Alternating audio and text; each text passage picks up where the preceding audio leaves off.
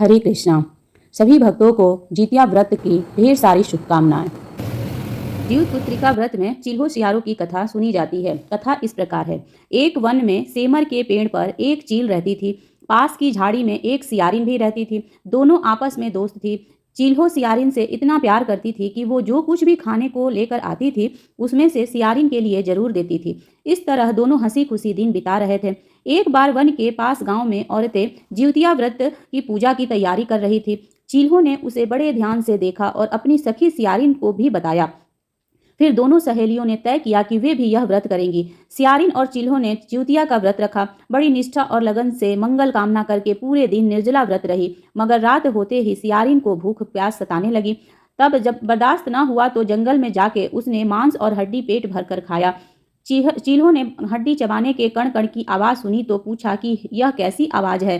सियारिन ने कह दिया, बहन हमारे पेट गुड़गुड़ा रहा है, यह उसी की आवाज है। लेकिन चिल्हो ने सियारिन का झूठ पकड़ लिया। उसने सियारिन को खूब बोला कि जब व्रत नहीं हो सकता था तो संकल्प क्यों लिया था। चिल्हो रात भर भूखे प्यासे रहकर व्रत पूरा की। अगले जन्म में दोनों मनुष्य रूप में राजकुमारी बनकर सगी बहन हुई। सियारिन बड़ी बहन हुई और उसकी शादी एक राजकुमार से हुई। चिल्हो छोटी बहन हुई, उसकी शादी उसी राज्य के मंत्री पुत्र से हुई। बाद में दोनों राजा और मंत्री बने। सियारिन को जो बच्चे भी होते थे वो मर जाते थे, जबकि चिल्हो के बच्चे स्वस्थ और हट्टे कट्टे रहते थे। इससे उसे जलन होने लगी। उसने उन्हें मारने की सोची। उनका सिर कटवा कर डब्बे में बंद करा दिया, पर वह शीश मिठाई बन जाती थी और बच्चों का बाल तक बाका न होता था। इस तरह सियारिन की बहन के बच्चों और उसके पति को मारने की कोशिश विफल हो गई। आखिरकार दैव योग से उसे भूल का आभास हुआ। उसने क्षमा मांगी और बहन के बताने पर जीवित पुत्री का व्रत विधि विधान से किया तो उसके पुत्र भी जीवित रहे। जीवित पुत्री का व्रत की दूसरी कथा। गंधर्वों के राजकुमार का नाम जीवितवाहन था। वे सभी के परोपकार करते थे। जीवितवाहन के पिता ने जब उनको राजपाट सौंपा, लेकिन उनका मन राजपाट में नहीं लगता था।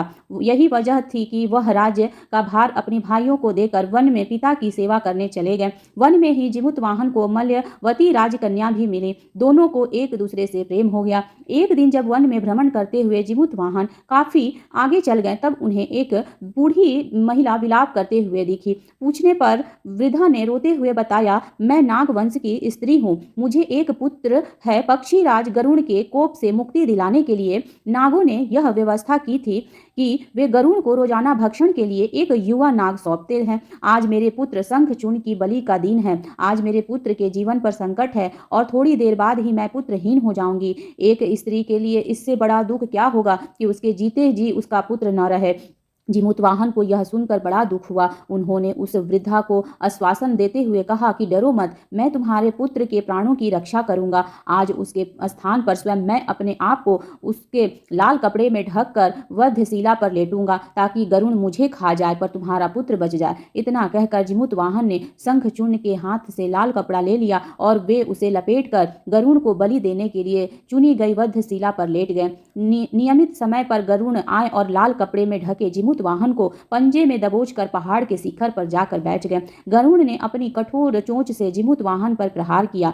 जीवितवाहन के शरीर से मांस का बड़ा हिस्सा नोच लिया। इसकी पीड़ा से जीवितवाहन की आंखों से आंसू बह निकले और वह दर्द से कराहने लगे। अपने पंजों से जकड़े प्राणी की आंखों में से आंसू और मुंह से कराह सुनकर गरुड़ बड़े आश्चर्य में पड़ गए, क्योंकि ऐसा पहले कभी नहीं हुआ था। उन्होंने जीवितवाहन से उनका परिचय पूछा। जीवितवाहन ने सारा किस्सा कह सुनाया कि कैसे एक स्त्री के पुत्र की रक्षा के लिए यह अपने प्राण देने आए हैं। आप मुझे खाकर भूख शांत करें। गरुड़ उनकी बहादुरी और दूसरे की प्राण रक्षा के लिए स्वयं का बलिदान देने की हिम्मत से बहुत प्रभावित हुए। उन्हें स्वयं पर पछतावा होने लगा कि यह सोचने लगे कि यह एक मनुष्य है जो दूसरे के पुत्र की रक्षा के लिए स्वयं की बलि दे रहा है और एक मैं हूँ जो देवों के संरक्षण में हूँ किंतु दूसरों की संतान की बलि ले रहा हूँ। उन्होंने जीवितवाहन को मुक्त कर दिया। गरुड़ ने कहा कि हे मनुष्य, मैं तुम्हारी भावना और त्याग से बहुत प्रसन्न हूँ। मैंने तुम्हारे शरीर पर जो घाव किए हैं उसे ठीक कर देता हूँ। तुम अपनी प्रशंसा के लिए मुझसे कोई वरदान मांग लो।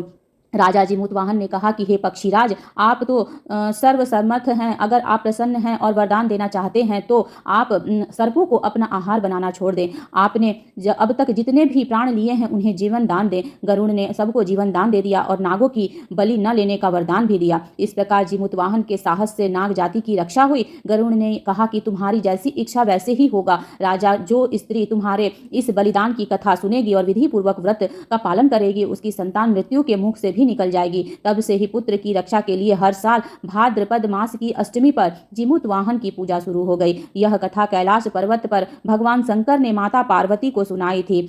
जीवंत पुत्रिका के दिन भगवान श्री गणेश, माता पार्वती और शिव जी की पूजा की जाती है। प्रेम से बोलो वृंदावन बिहारी लाल की जय। हर हर महादेव।